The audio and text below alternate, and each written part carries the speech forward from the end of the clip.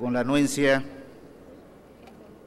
de esta honorable asamblea, debo precisar que el agua es un recurso vital e invaluable.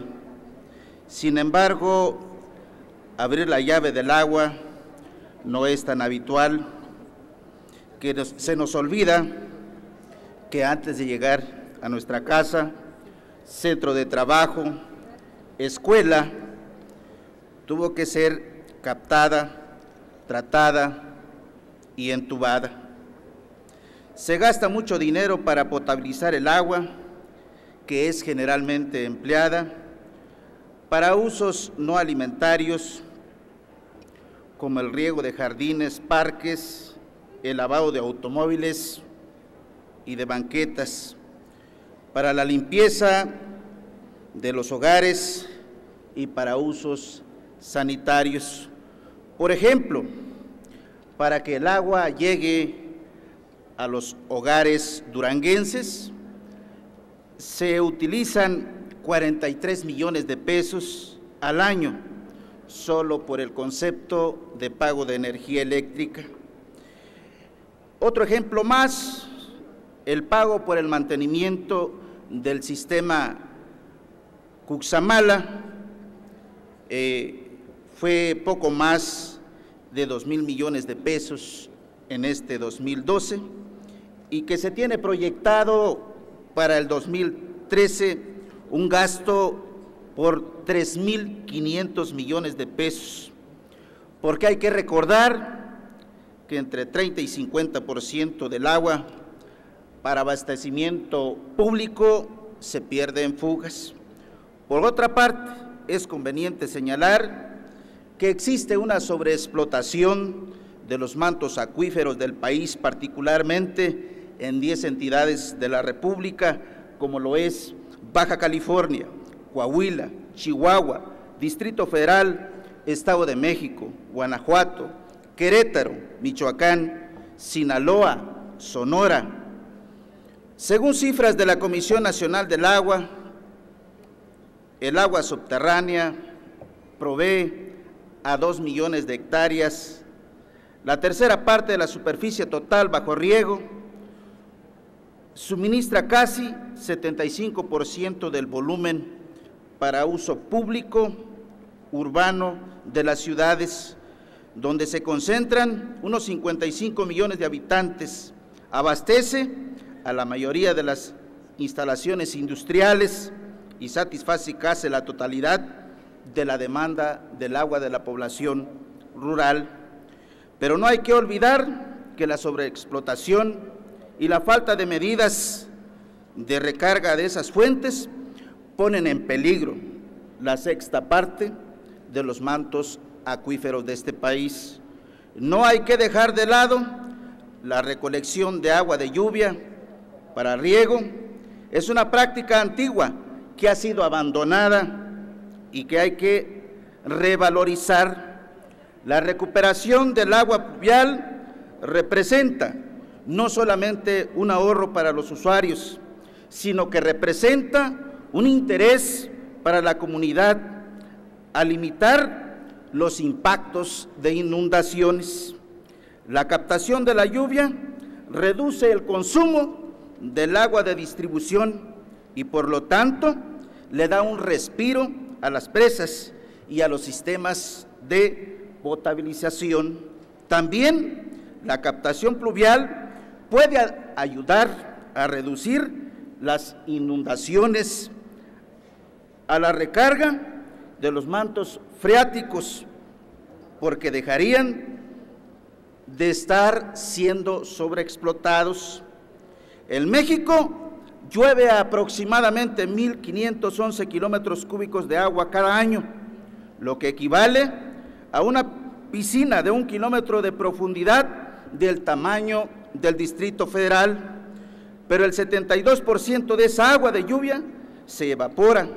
De acuerdo a los técnicos de la materia, se podría reducir el rezago en abastecimiento de agua en México si se aprovechara el método de captación de lluvia, además de que se podría ahorrar del 10 al 15% del agua de uso humano. En varias entidades del país, como Guadalajara, Querétaro, el Distrito Federal, existen sistemas de recolección pluvial con el propósito de evitar inundaciones y no ser utilizado para consumo.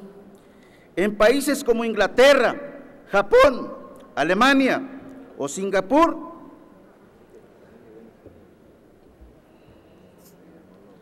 el agua de lluvia se aprovecha en edificios que cuentan con el sistema de recolección para después utilizarla en los baños o en el combate a incendios, lo cual representa un ahorro del 15% de ese recurso.